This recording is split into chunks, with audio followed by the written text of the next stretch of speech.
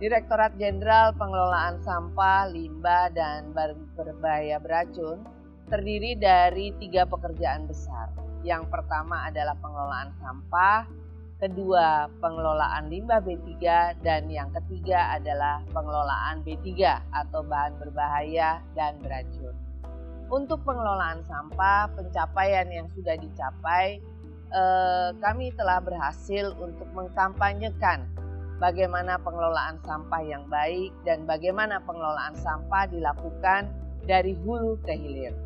Yang pertama adalah kalau pengelolaan sampah dari hulu, maka kita berhasil untuk mengkampanyekan pengurangan sampah, yaitu misalnya tidak menggunakan kantong plastik sekali pakai. Kemudian kita juga menggerakkan bagaimana masyarakat itu bisa kemudian mengurangi penggunaan botol plastik tapi dengan menggunakan tumbler.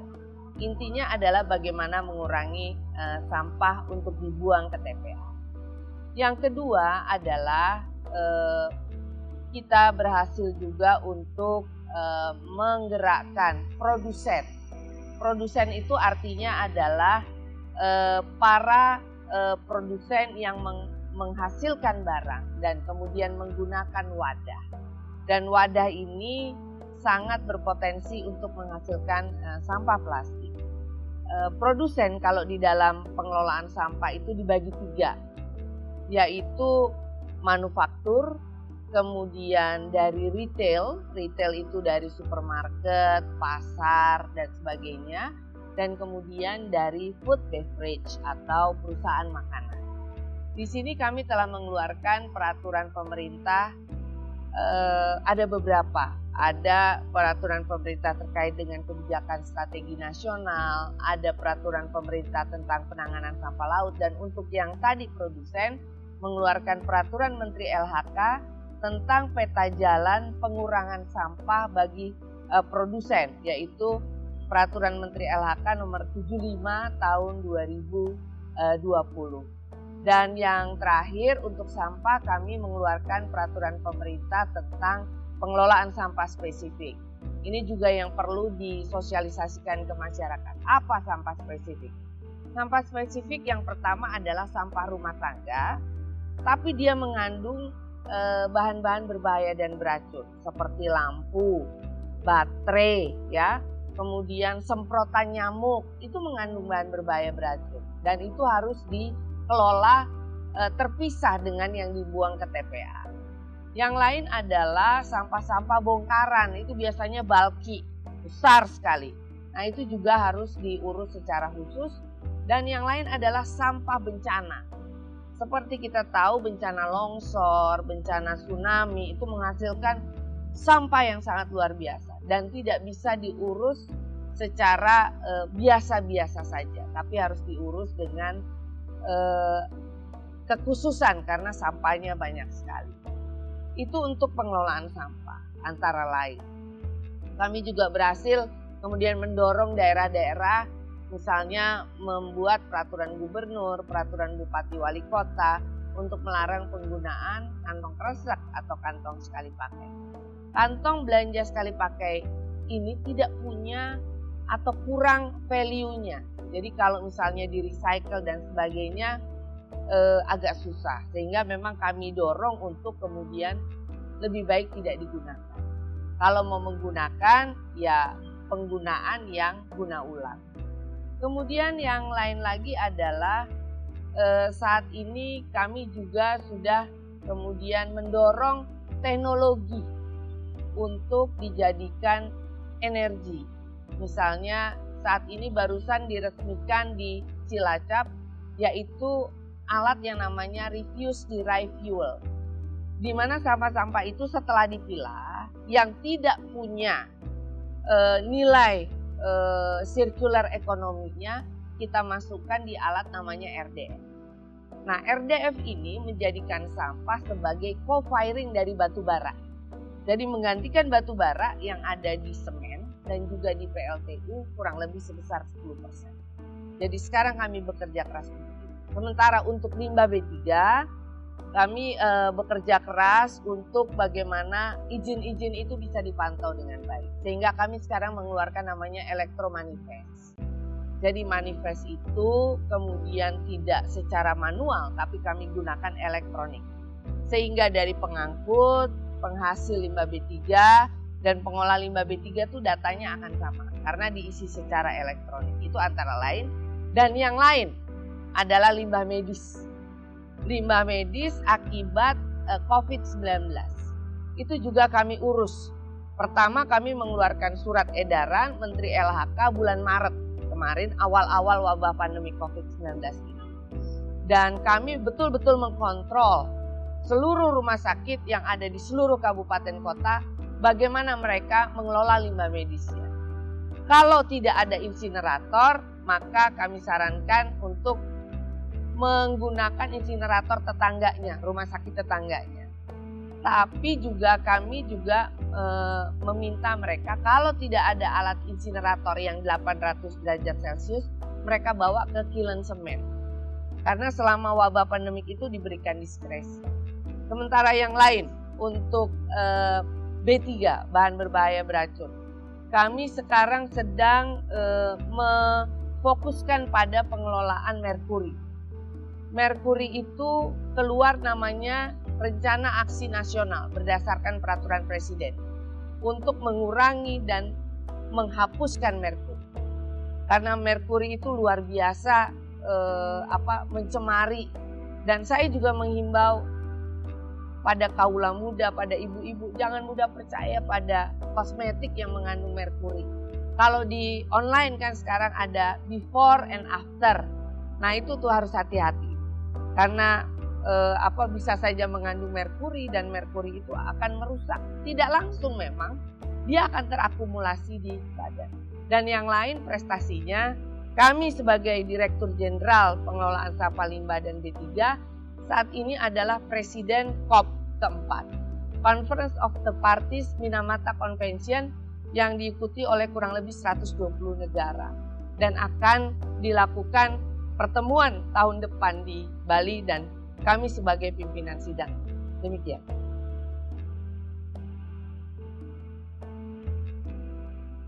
Untuk target pengurangan dan penanganan sesuai dengan kebijakan strategi nasional berasal dari PP 97 tahun 2017. Maka saat ini target pengurangan kami sudah mencapai 13,9%. Itu untuk data tahun 2019. Dan menuju pada tahun 2025 ini memang banyak hal yang kami lakukan. Kalau untuk penanganan memang terkait dengan bagaimana kapasitas sistem terpasang yang ada di pemerintah daerah. Jadi pengangkutan, pengumpulan di awal, pengangkutan, dan kemudian bagaimana itu dibuang di tempat pemrosesan akhir atau TPA. Tapi untuk menuju hal itu maka banyak hal seperti yang telah kami sampaikan sedang dilakukan. Yaitu yang pertama adalah untuk pengurangan, maka kami mengedepankan bank sampah misalnya. Bank sampah itu adalah untuk tempat bagaimana masyarakat bisa melakukan pemilahan, dan kemudian setelah dipilah yang bernilai ekonomis dibawa ke bank sampah untuk dijual atau ditabung di situ dan masyarakat mendapatkan uang. Dan itu adalah salah satu untuk pengurangan supaya tidak dibuang ke TPA. Dan kemudian yang lain juga kami mengedepankan bagaimana produsen misalnya mengurangi penggunaan plastik sekali pakai. Sudah ada beberapa produsen yang melakukan itu. Bahkan tahun ini Ibu Menteri LHK memberikan penghargaan kepada beberapa produsen yang telah melakukan pengurangan. Misalnya seperti ke KFC, ke McD, kemudian ada restoran sate khas Senayan, dan juga kalau untuk produsen manufaktur maka diberikan kepada yang menghasilkan aqua. Di situ misalnya botolnya dia menggunakan yang plastiknya bukan merupakan sekali pakai, dan misalnya labelnya juga di emboss di situ. Jadi karena label yang dipasang itu juga tidak punya nilai ekonomis. Jadi bagaimana caranya mengurangi itu di TPA. Dan juga yang lain teknologi, seperti yang kami sampaikan bahwa menggunakan teknologi RDF, refuse derived fuel, kemudian ada maggot misalnya yang sampah-sampah organik itu kemudian dijadikan pelet atau dijadikan pupuk. Jadi segala hal memang kami lakukan, dan kemudian setiap daerah mereka kan menyusun kebijakan strategi daerah. Dan ide-ide seperti itu atau pekerjaan-pekerjaan yang telah dilakukan seperti itu akan masuk juga di dalam perhitungan pengurangan yang ada di setiap daerah. Dan yang lain, saya juga mau menyampaikan bahwa teman-teman kami sektor informal atau pemulung yang biasa disebut, itu juga direkognisi di dalam kebijakan strategi daerah bagaimana mereka membantu untuk kemudian memilah, mengambil kembali sampah dan mereka menjualnya lagi sehingga mengurangi pembuangan di TPA.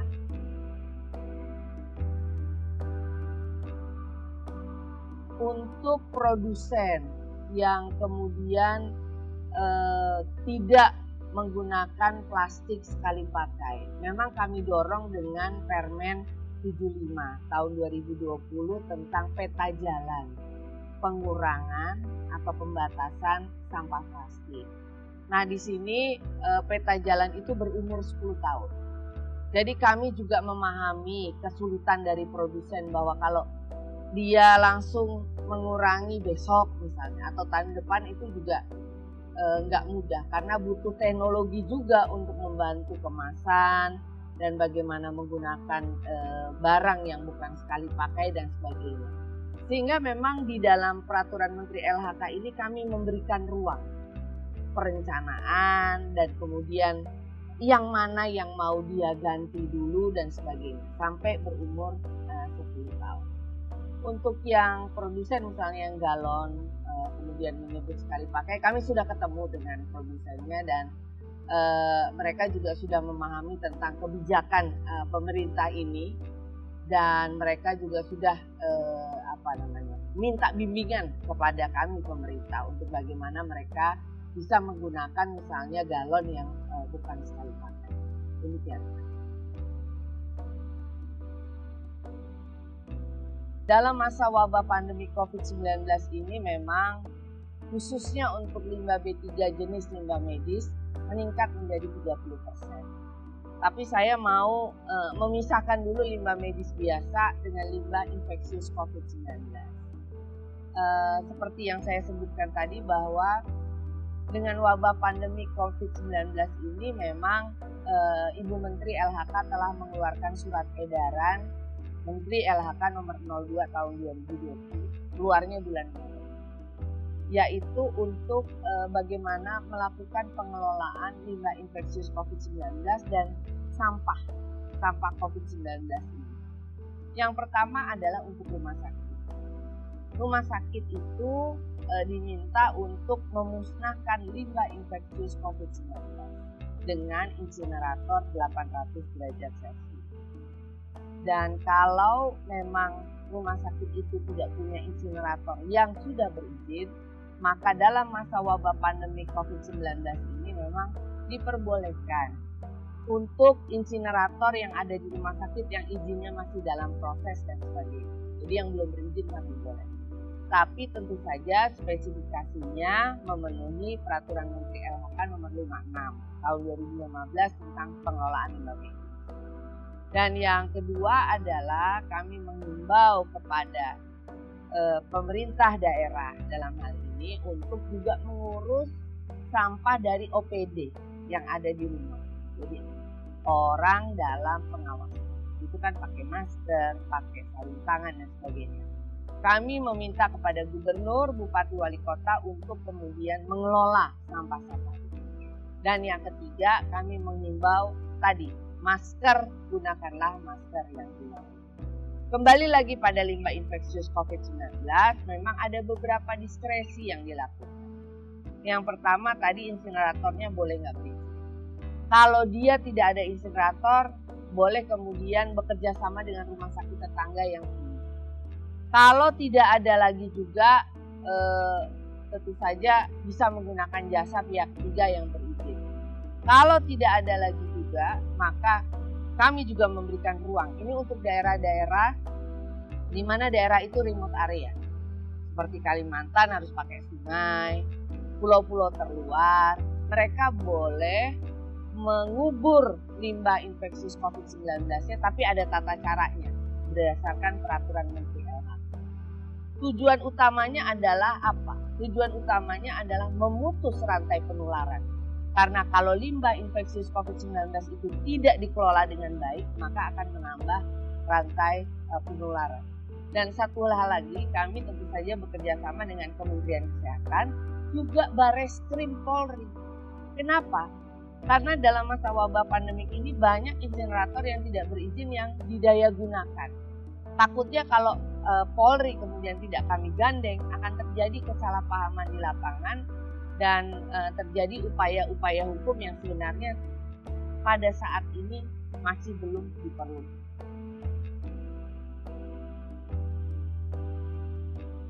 Ya, manifest elektronik ini adalah perintah dari peraturan Menteri LHK yang terbaru tentang pengangkutan. Dan di situ memang dimandatkan pada pengangkut limbah B3, penghasil limbah B3 artinya para perusahaan, dan jasa pengolah limbah B3 untuk mendaftarkan manifest limbah B3 itu ke dalam Vestronik atau manifest elektronik. Tujuan utamanya adalah memang kami mau mensinkronkan data. Dulu ada manual. Jadi limbah B3 itu sebetulnya adalah prinsipnya dari cradle to grave. Cradle to grave itu artinya dari lahir, ditimang-timang kalau bayi, sampai dia mati, meninggal. Demikian juga limbah B3. Limbah B3 itu prinsipnya adalah dari limbah itu dihasilkan, diangkut, dikumpul, kemudian dikelola. Nah itu prinsipnya begitu. Jadi kita harus tahu limbah B3 itu sekarang berada di mana. Dan caranya apa? Caranya adalah dengan menggunakan manifest. Dan dulu pakai manual, sekarang manifest elektronik. Persoalannya manifest manual tuh kadang-kadang nggak sinkron datanya. Antara si penghasil dulu, pengangkut, dan kemudian pengolah limbah B3. Nah sekarang dengan manifest elektronik, masukinnya klik dengan elektronik, jadi diharapkan kita mempunyai neraca limbah B3 yang sama dari hulu ke hilirnya. Dan itu diperintahkan dan sekarang sedang berjalan. Dan memang kami sangat intensif sekali untuk memberikan pembinaan atau bimbingan kepada perusahaan-perusahaan yang mau menjalankan hal ini. Karena kalau tidak dijalankan hal ini maka misalnya dibawa ke pengolah limbah B3 jasa. Nah kalau tidak ada di dalam manifest elektronik maka si jasa itu tidak akan mau menerima untuk diolah limbah B3 ini. Yang lain adalah kami akan melakukan sosialisasi kepada para penegak hukum, penyidik pegawai negeri sipil, LH, pejabat pengawas LH, dan juga Polri. Kami sudah kontak dengan Kabareskrim untuk bekerja sama tentang hal ini supaya di lapangan pelaksanaannya bisa sinkron sehingga tidak terjadi kesalahpahaman tentang sistem yang baru.